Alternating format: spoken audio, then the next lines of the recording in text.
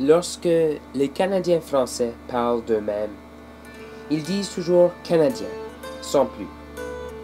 Et à toutes les autres races qui ont derrière eux peuplé le pays jusqu'au Pacifique, ils ont gardé pour parler d'elles leur appellation d'origine, anglais, irlandais, polonais ou russe, sans admettre un seul instant que leurs fils, même nés dans le pays, puissent prétendre aussi au nom de Canadiens. C'est là un titre qu'ils se réservent tout naturellement et sans intention d'offense, de par leur héroïque antériorité. Et c'est une grosse place là où vous êtes? 90 000, dit Lorenzo, avec une moue de modestie. 90 000. Plus gros que Québec. Ouais. Et par les chars, on n'est qu'à 1 heure de Boston. Ça, c'est une vraie grosse place. Alors, il se mit à leur parler des grandes villes américaines et de leur splendeur, de la vie abondante et facile. Salut un chacun, fit une voix claire.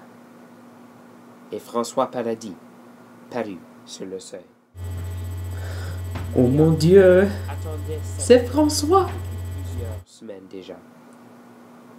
Une demi-heure plus tôt, le bruit de pas au dehors lui avait fait monter le sang aux tempes. Et voici pourtant que la présence de celui qu'elle attendait la frappait comme une surprise émouvante. « Donne donc ta chaise, Da'Be !» s'exclama la mère Chapdelaine. 4 visiteurs venus de 3 points différents réunis chez elle. Il n'en fallait pas plus pour la remplir d'une agitation joyeuse. En vérité, ce serait une veillée mémorable. « Hein? Tu dis toujours que nous sommes perdus dans le bois et que nous voyons personne, » triompha son mari. « Compte, 11 grandes personnes. » Par exemple, s'écria Ephrem surprenant, ça fait bien des garçons et rien qu'une fille. L'on compta les garçons. Les 3 filles Chapdelaine, Eutrope Gagnon, Lorenzo Surprenant et François Paradis. Quant à la fille, tous les regards convergèrent sur Maria, qui sourit faiblement et baissa les yeux, gênée. « As-tu fait un bon voyage, François? » Il a remonté la rivière avec des étrangers qui allaient acheter des pelleteries aux sauvages, expliqua le père Chapdelaine. Et il le présenta formellement aux autres visiteurs. François Paradis, fils de François Paradis, de Saint-Michel, de Mistassini. Eutrope Gagnon le connaissait de nom.